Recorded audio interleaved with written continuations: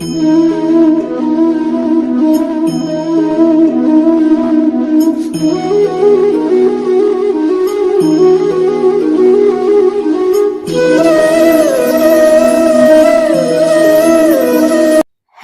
Good morning, welcome back to my channel Anupama real স্টোরিতে আমার সমস্ত বন্ধুদের অনেক অনেক স্বাগত। আর প্রচুর প্রচুর ভালোবাসা জানিয়ে আজকের ব্লগটা একদম সকাল থেকে শুরু করে দিয়েছি। আর জানো তো বন্ধুরা, আজকের ব্লগটা দারুণ মজাদার আর ইন্টারেস্টিং হতে চলেছে। তার কারণ হচ্ছে আজকে হলো নীল ষষ্ঠী। নীল ষষ্ঠী বা নীল মানে শিবের নীলের ব্রত। তো যাই হোক, আজকের ব্লগটা তোমরা দেখতে থাকো। আর সকালবেলা ঘুম থেকে উঠেই তো আমার ডিউটি করতেই হবে আমাকে, সেটা হচ্ছে রান্না করা। বার ব্রত অনুষ্ঠান যা খুশি হোক না কেন, আমার বাড়িতে সকালবেলা রান্না বসাতে হয়। তার কারণ হচ্ছে তোমার দাদাভাইয়ের অফিস আছে, সেই কারণে। আর আজকে ভাত রান্না করব না, আজকে খিচুড়ি রান্না করছি, কারণ তোমার দাদাভাইও খাবে আর আমাদের বাচ্চা তিনটেও খাবে। আর এই যে দেখো, তোমার দাদাভাই যে সকালবেলা বাজার থেকে ফুলের মালা সব এনে দিয়েছে। আর জানো তো, যা যা লাগবে নীল পুজোর জন্য জোগাড় জানতি সব কিছু কেনাকাটা কিন্তু তোমার দাদাভাই করে রেখে দিয়ে তারপরে অফিস যায়। এইটা শুধু মানে এই নীল ষষ্ঠীর পুজোর জন্য নয়, যে কোনো শিবরাত্রি বলো, যে কোনো পুজোতেই সব জোগাড়জান্তিগুলো তোমার দাদাভাই বাজার থেকে কেনাকাটা করে রেখে দিয়ে যায়। আমি শুধুমাত্র স্নান করে জোগাড়জান্তিটা আর একটু বেশ ভালো করে নিয়ে পুজোটা দিতে চাই। আর এখানে যে দেখো, তোমাদের সাথে কথা বলতে বলতে খিচুড়িটা আমি ডালটা ভালো করে মশলার সাথে কষে দেখো তুলে দিচ্ছি। চাল আর আলু আমি আগেই তো তুলে দিয়েছি, আলুগুলো ভেজে তুলে নিয়েছি। আর আজকে ফ্রিজেতে কিছু সবজি ছিল না, তো খিচুড়ি খাবো বললো। আর ভাত করলে তো এটা ওটা সেটা তরকারি রান্না করতে হবে, তো আমি ভাবলাম শর্টকাটে হয়ে যাবে। শুধুমাত্র ওরা মানে বাচ্চা তিনটে খাবে আর তোমার দাদাভাই খাবে, ওই জন্য আলু আর হচ্ছে টমেটো দিয়ে আর মশলাপাতি বলতে আদা, এই দিয়ে নিরামিষ খিচুড়ি আজকে ওদের জন্য রান্না করে দিলাম। এই যে হলো আজকে আমার খিচুড়ির ফাইনাল লুক। টমেটো আলু দিয়েছি, ওই জন্য টমেটোগুলো দেখো ওপর থেকে কত সুন্দর লাগছে দেখতে, তাই না? তো খিচুড়িটা রান্না করে নিয়ে তোমার দাদাভাইকে খেতে দিয়ে দেবো। ওর খাওয়া হয়ে গেলে তারপরে আমি ড্রেসটা চেঞ্জ করে আসবো। এসে এবারে আমার খাবারগুলো করে নেবো, না আমি আর মা শাশুড়ি মা যে খাবো সেই খাবারগুলো করে নেবো। তার আগে দেখো, আগের দিন না একটু বৃষ্টি বৃষ্টি হয়েছিল আকাশে, তো সেই কারণে জামা কাপড়গুলো ভালো শুকনো হয়নি। ওই জন্য আমি জামা কাপড়গুলো দেখো এখন আমি সকালবেলায় মেলে দিচ্ছি। নিচে ওইদিকে তোমার দাদাভাই স্নান করতে ঢুকেছে, দেখে এসেছি। আমি শুধুমাত্র এই চটপট করে জামা কাপড়গুলো মেলে দিয়ে দেখো নিচে চলে এসেছি তোমার দাদাভাইকে খেতে দিয়ে দেবো। আর যেহেতু খিচুড়ি একটু ঠান্ডা না হওয়া পর্যন্ত খেতে পারবে না, ওই জন্য একটু আগেই দেখো খিচুড়িটা থালাতে দিয়ে দিলাম। আর এর সঙ্গে খাওয়ার জন্য তো কিছুই করিনি, ওই জন্য গরম গরম দেখো একটা বেগুন ভেজে দিচ্ছি। এইটা খেয়ে মানে এইটা দিয়ে খেয়েই তোমার দাদাভাই চলে যাবে। আর আমি হচ্ছে ড্রেসটা কেন চেঞ্জ করবো বলো তো, সকালবেলায় তো আর স্নান করা যায় না।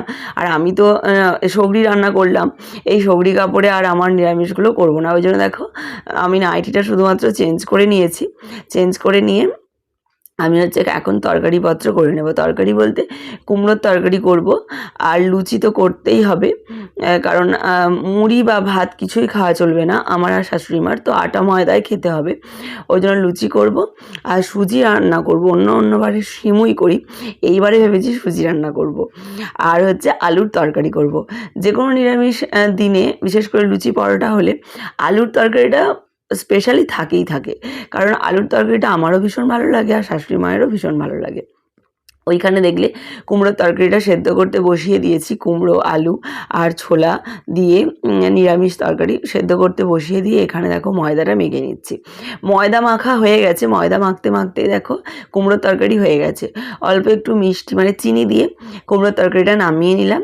এবার দেখো কড়াতে আবারও তেল দিচ্ছি, আর প্রেশার কুকারে আমি আলু সেদ্ধ করতে দিয়েছি আলুর তরকারি করবো বলে। আর দেখো এই যে বললাম না ময়দা মাখা হয়ে গেছে, তো ময়দা মেখে একদম লেচি কেটে রেডি করে ঢাকা দিয়ে রেখে দিলাম। তো ওই কাজটাও হয়ে গেল, ওটা পরে আবার লুচিগুলো ভাজা যাবে। এখন আমি আলুর তরকারি করবো বলে দেখো মশলাটা ভালো করে কষে নিচ্ছি। তা করতে করতে প্রেশার কুকারের ভাপটাও বেরিয়ে গেছে, আলুগুলো আমি ছেঁকে নিয়েছি। এইবার মশলার সাথে আলুগুলোকে আবারও ভালো করে কষে নেব। বেশ ভালো মতো করে আবারও কষা হয়ে গেলে এইবার একটু বেশি করে জল দিয়ে টকবক করে ফুটিয়ে নুন গরম মশলা দিয়ে নামিয়ে নেব। নিরামিষ তরকারিতে আর কি করবো বলো, তো এরকমই আলুর ঝোল বা আলুর তরকারি যা ইচ্ছা বলতে পারো। আর জানো তো আগের দিনে একটু দুধ ছিল, তো দুধটা নষ্ট হবে, আজকে লুচি ফুচি হবে, আর তো দুধটা খাওয়া হবে না, ওই জন্য দুধটা একটু ছানা কাটিয়ে নিয়েছি। তরকারিটা নামানোর আগে ওই ছানাটা তরকারিতে দিয়ে দেবো, তাহলে তরকারির টেস্টটা একটু অন্যরকম হবে। তো বুঝতেই পারছো এইরকম। তো এখানে দেখো আলু তো সেদ্ধ করাই ছিল, টকবক করে ফুটিয়ে নিয়ে দেখো নামাবো, তো নামানোর আগে দেখো ছানাটা দিয়ে দিচ্ছি। ছানাটা দিলে না টেস্টটা একটু ভালো আসবে।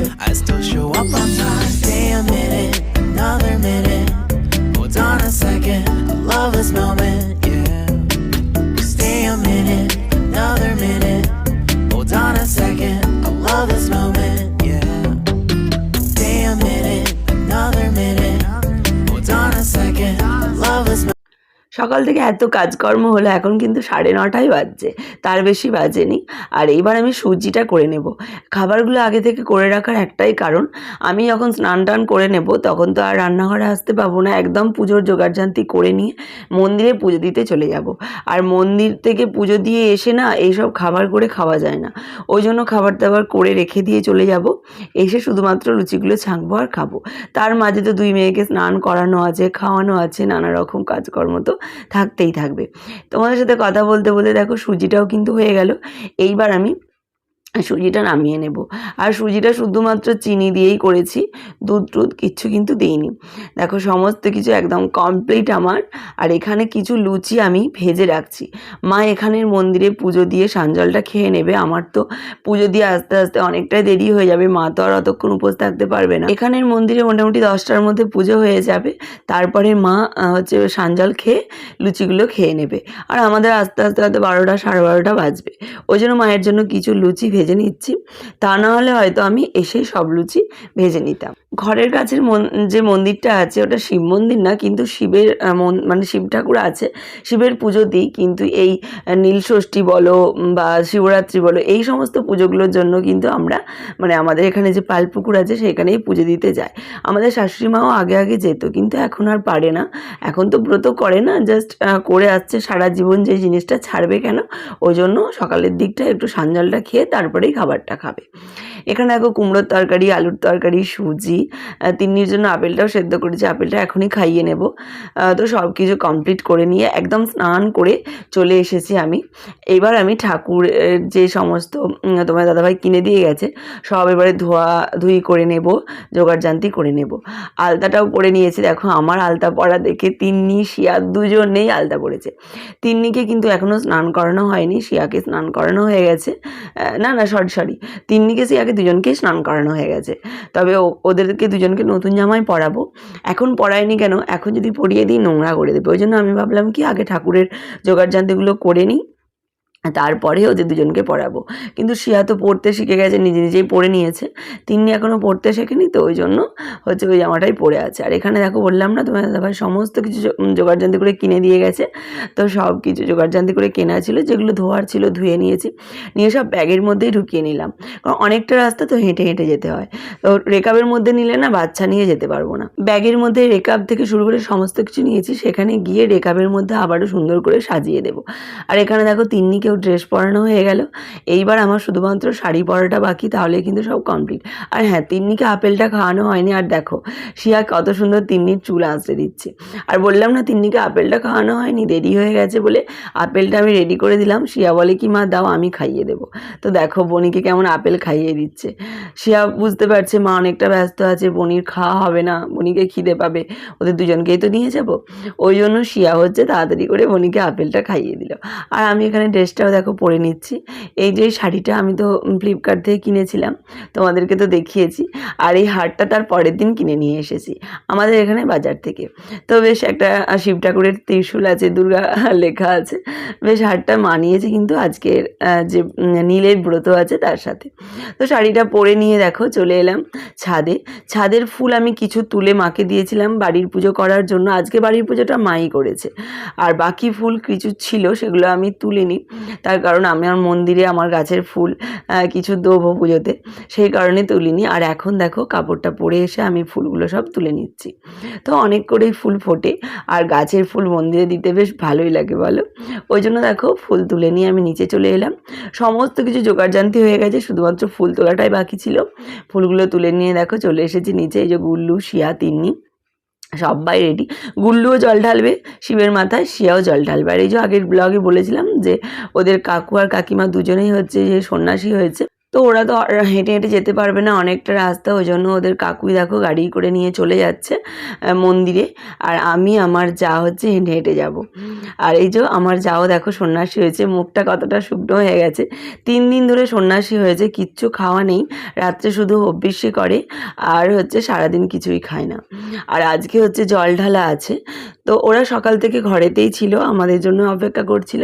ওরা হয়তো মন্দিরে চলে যেত, কিন্তু 3টে বাচ্চাকে নিয়ে আমি একা একা যাব, অনেকটা রাস্তা, তো সেই জন্য ওরা অপেক্ষা করছিল, আমি একা একা সামলাতে পারবো না। আর আজকে বন্ধুরা প্রচুর রোদ বেরিয়েছিল, সেই রোদের মধ্যে হেঁটে যাওয়া বুঝতেই পারছো। আর ছাতা টাতা কিচ্ছু হাতে নেইনি, কারণ ছাতা নিয়ে ব্যাগ নিয়ে যেতে পারবো না। আর দেখো কাঠ ফাটা রোদ বেরিয়েছে।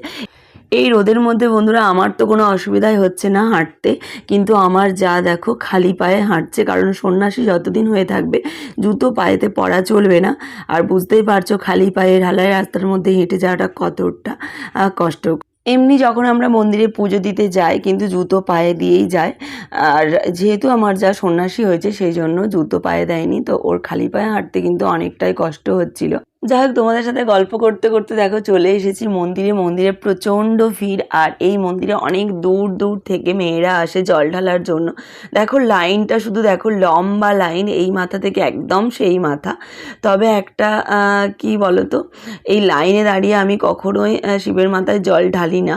তার কারণ হচ্ছে প্রথম বিয়ের প্রথম শাশুড়ি মার সাথে আসতাম, শাশুড়ি মার হাঁটুর ব্যথা সবাই জানতো, তো মাকে ছেড়ে দিত, সেই কারণে মায়ের পিছু পিছু আমিও ঢুকে পড়তাম, জল দিয়ে দিতাম। তারপর যেহেতু আমরা এখানকার এলাকার লোক, বুঝতেই পারছো চেনাশোনা কাউকে না কাউকে পেয়েই যায়, তো তাদের দৌলতে, মানে কোনো সন্ন্যাসীকে পেয়ে যায়, তাদের দৌলতে আমরা শিবের মাথায় লাইনে না দাঁড়িয়ে জল ঢালার সুযোগটা কিন্তু পেয়ে যায়। আর এইবারে যেহেতু আমার যা দেওর দুজনেই সন্ন্যাসী হয়েছে, তো কোনো অসুবিধাই নেই, আমার যা আমাকে নিয়ে সোজা ঢুকে গেল মন্দিরে। লাইনে আর দাঁড়াতেই হলো না, আমি শিয়া গুল্লু আর সবাই মিলে ঢুকে জলটা ঢেলে দিলাম।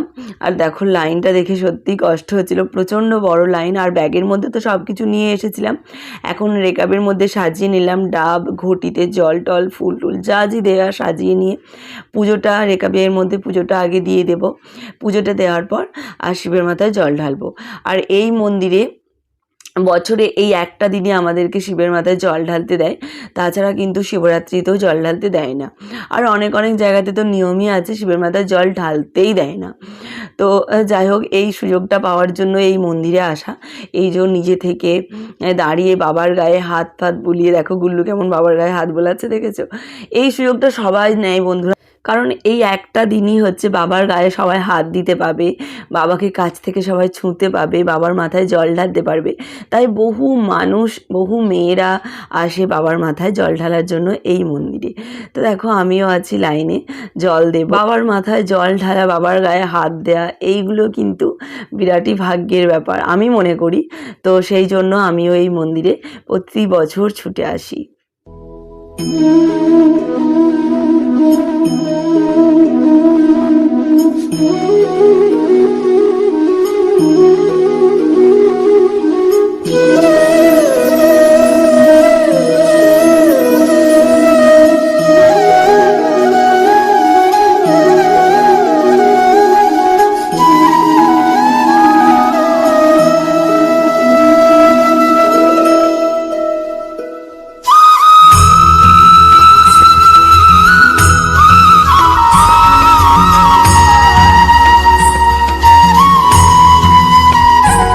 দেখতেই পাচ্ছ বন্ধুরা মেয়েরা কীরকম ভাবে বাবার মাথায় জল ঢালছে। বাবা কিন্তু একদম শান্ত হয়ে বসে আছে।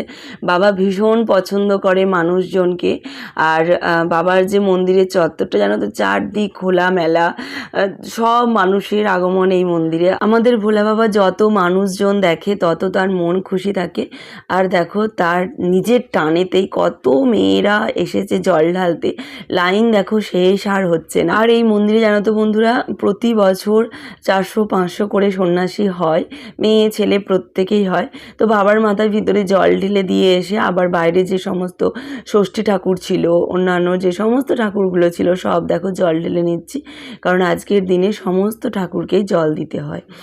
তো সমস্ত ঠাকুরকে জল টল দিয়ে আমি সানজল নেব, সানজল নিয়ে তারপরে হচ্ছে সানজল খাবো। সকাল থেকে বন্ধুরা আমি জল পর্যন্ত খাইনি, কারণ এই নীলের ব্রততে জলটাও খাওয়া চলে না, ওই জন্য জল পর্যন্ত খাইনি। এই যে বাবার সানজল আমি নিয়ে নিলাম, এই যে সানজল খাবো, খেয়ে 1 ঘন্ট জল খাবো। আমরা এখানে মেলের বারও বলে থাকি এই ব্রতটাকে। তো নীলের বার বা মেলের বার এটা করার একটাই কারণ হচ্ছে সন্তান কামনার জন্য, অথবা সন্তানরা যাতে সুখে থাকে সেই কারণের জন্যই কিন্তু সব মেয়েরা হচ্ছে এই ব্রতটা করে। তো যাই হোক, জল খেয়ে নেওয়ার পর দেখো আমি আইসক্রিম খাচ্ছি। দেওর হচ্ছে কিনে দিল সবাইকে আইসক্রিম। তো আইসক্রিম খেয়ে দেখো মন্দিরে কিছুক্ষণ বসেছিলাম। বসে থাকার পর এই যে দেখো কি নিয়ে যাচ্ছে সন্ন্যাসীরা, এটা আমি ঠিক জানি না। তো অনেক কিছু নিয়ম আছে মন্দিরে। তো দেখো কিছুক্ষণ বসে থেকে তারপরে চলে এলাম। আর লাইন তোমাদেরকে দেখাচ্ছি বন্ধুরা, এখনও পর্যন্ত অনেকটা লম্বা লাইন আর শেষ হচ্ছে না। এখন তো 11টার মতো বাজছে। আর আমার যা হচ্ছে স্নান করলো, স্নান করে এখানে স্নান টান করে ঠাকুরকে জল টল দিয়ে শাড়ি টাড়ি চেঞ্জ করে আবার আমাদের সাথে চলে যাবে। আর ওই যে ওই মেয়েটাকে ধরে নিয়ে যাচ্ছে, ওই মেয়েটা জানো তো মাথা ঘুরে পড়ে গেল আমাদের সামনেই। আসলে সকাল থেকে খালি পেটে থাকে, তো তারপরে প্রচণ্ড রোদ উঠেছে, ওই জন্যই হয়তো হতে পারে। তো আমরা দেখো এখন বাড়ি যাচ্ছি, আমি শিয়া গুল্লু 3 জনে হেঁটে হেঁটে যাচ্ছে। আমার যা যেহেতু খালি পায়ে আছে, হেঁটে যেতে পারবে না, রাস্তা গরম হয়ে গেছে, তাই ও একজনকে বললো, একটা দেওরকে, তো সে দিয়ে আসছে। আর আমার জায়ের সাথে তিন্নিও চলে গেছে। তো ফাইনালি দেখো চলে এসেছি বাড়ি। তো ওদের 3 জনকে আইসক্রিম কিনে দিয়েছিলাম, ওরা আইসক্রিম খেতে খেতে আমার মুখে আবার একটু করে আইসক্রিম দিচ্ছি। যাই হোক, হাঁটতে হাঁটতে চলে এসেছি বাড়ি। বাড়ি আসার পর প্রচণ্ড কষ্ট হচ্ছিলো, যেমন রোদ তার ওপর গরম। কিছুক্ষণ ফ্যানের হাতে বসে থেকে দেখো রান্নাঘরে চলে এসেছি। লুচিগুলো তো ভাজার ছিল, সেগুলো ভাজতে হবে। তার মাঝে আমি শিয়াকে, গুল্লুকে আর তিন্নিকে 3 জনকে খিচুড়ি বলেছিলাম। শিয়াকে যে তোরা 3 জনে মানে তুও খা, তোদের বোনিকে আর ভাইকেও দিয়ে দে। ওরা 3 জনে খিচুড়ি খেয়েছে। আর আমি এই যে দেখো তা করতে করতে সমস্ত লুচিগুলো ভেজে নিয়েছি। ভেজে নিয়ে দেখো আমার জন্য বেড়েও নিলাম। আমি এখন খাবো, কতগুলো খেতে পারবো জানি না, থালা তো সাজিয়ে নিয়েছি। তো সকাল থেকে তো খাওয়া হয়নি, আর বেশি বেলা কিন্তু এইবারে হয়নি, অনেকটা সকাল সকাল হয়ে গেছে। এখন বাজছে মোটামুটি 12:30টার মতো। অন্যান্য দিন তো আমার বিকাল হয়ে যায়, কারণ আমি তো দুপুরের পর বেরোই তিন্নিকে খাইয়ে। এইবারে হচ্ছে আমি সকাল সকাল বেরিয়েছিলাম। তো সেটা আমার যা দেওরের দৌলতে সকাল সকাল হয়েছিল। তোমাদের সামনেই দেখো লুচি খেয়ে আমি উপোসটা ভাঙলাম। আজকের ব্লগটা এখানেই শেষ করছি। ভালো লাগলে লাইক করে দিও, চ্যানেলে নতুন হলে সাবস্ক্রাইব করে রেখে দিও। টাটা।